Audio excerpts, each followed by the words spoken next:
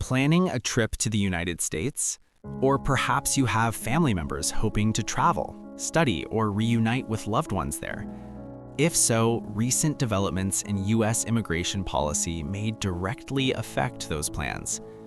On December 16th, the Trump administration introduced a major policy expansion affecting international travel to the United States.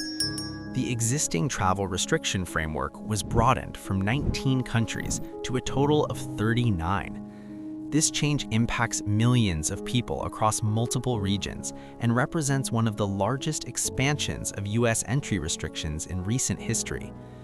In this report, we examine what changed, which countries are affected, why the policy was expanded, and what this could mean for individuals, institutions, and international relations.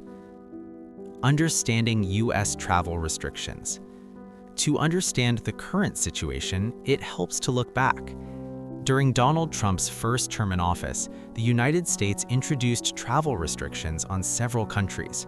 These policies were highly debated and legally challenged, but in 2018, the U.S. Supreme Court ruled that the president had broad authority to impose such restrictions on national security grounds. When President Joe Biden took office in 2021, those restrictions were removed.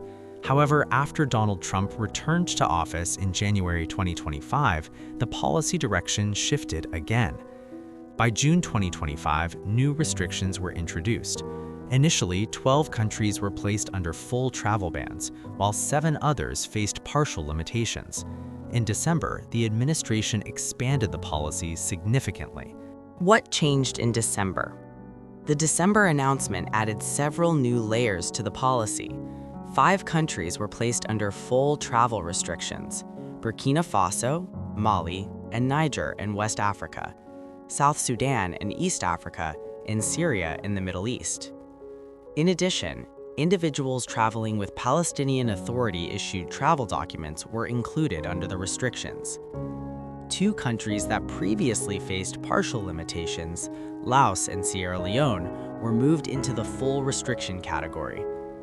Beyond that, partial restrictions were imposed on 15 additional countries, including Angola, Antigua and Barbuda, Benin, Côte d'Ivoire, Dominica, Gabon, Gambia, Malawi, Mauritania, Nigeria, Senegal, Tanzania, Tonga, Zambia, and Zimbabwe. 1 country, Turkmenistan, was removed from the list after U.S. officials cited improved cooperation with American authorities.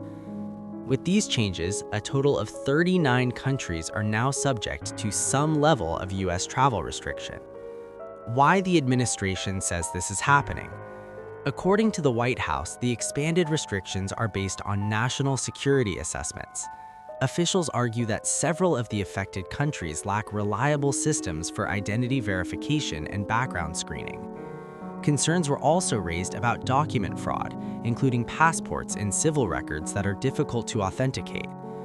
Another factor cited is visa overstay rates.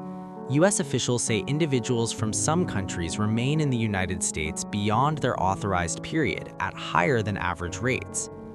Security conditions in certain regions were also referenced, along with limited cooperation from some governments when it comes to sharing security and immigration data.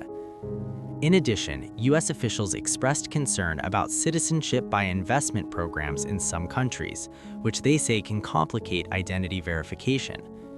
As an example, the administration pointed to Burkina Faso, noting security challenges and relatively high overstay rates among both tourists and students. Events that accelerated the decision. The timing of the announcement followed a serious security incident over the Thanksgiving period involving National Guard personnel. That event intensified political focus on immigration enforcement and border security. Shortly afterward, the administration moved forward with a broader review of travel and entry policies, leading to the December expansion. Who is affected and who is exempt? Not everyone connected to the listed countries is automatically barred from entering the United States. Lawful permanent residents, commonly known as green card holders, are exempt. Individuals who received valid visas before June 9, 2025 are also generally exempt. Diplomats, government officials, NATO representatives, and certain international organization personnel may still travel. Refugees who were already admitted, individuals granted asylum, and athletes participating in international competitions are also included among the exemptions. However, critics argue that while exemptions exist on paper, accessing them in practice can be difficult due to delays and administrative hurdles. One notable change is the removal of previous exemptions for some special immigrant visa holders, including individuals who assisted U.S. operations abroad. Advocacy groups say this shift could have serious consequences for affected families.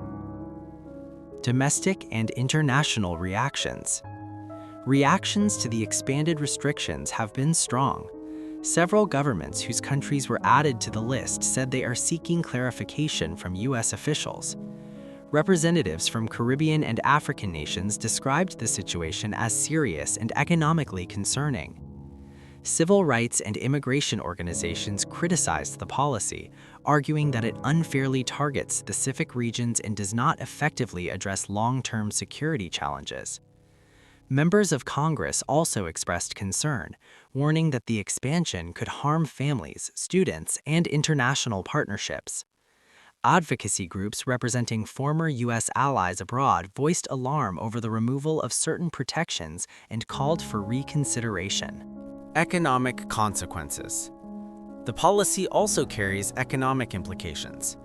Major international airlines may face reduced demand on affected routes. Universities that rely heavily on international students could see declines in enrollment, impacting both tuition revenue and research programs. Industries such as healthcare, technology, and engineering, which depend on skilled international workers, may experience disruptions in hiring pipelines. Tourism revenue from several affected regions is also expected to decline, while thousands of American families may see immigration and reunification cases delayed. Economic analysts warn that the ripple effects may extend well beyond immigration systems alone. Legal landscape. Legal challenges are expected, but their success is uncertain. Past court rulings have affirmed broad presidential authority over immigration policy when national security is cited. This time, the administration introduced the changes with clearer timelines and defined exemptions, which may complicate legal efforts to overturn the policy. Civil rights organizations have indicated they will continue pursuing legal avenues. Global implications. Diplomatically, the expansion may strain U.S. relations with several African and Middle Eastern nations.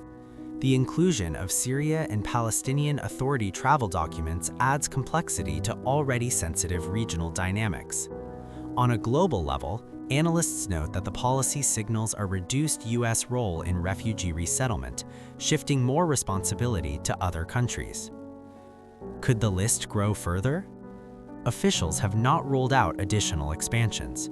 Reports suggest that further countries could be reviewed if they do not meet U.S. cooperation benchmarks. Previous internal recommendations included the possibility of adding more nations, particularly from sub-Saharan Africa. The broader political environment suggests immigration enforcement will remain a central issue in U.S. policy discussions. Final assessment. The expansion from 19 to 39 countries marks the most extensive use of travel restrictions under this policy framework to date. The administration maintains that the move is driven by security concerns. Critics argue that the humanitarian, economic, and diplomatic costs may outweigh the intended benefits. As the situation develops, individuals, institutions, and governments around the world are adjusting to a new phase in U.S. immigration policy, one with far-reaching consequences that are still unfolding. Thanks for watching. Like, share, and subscribe for more information.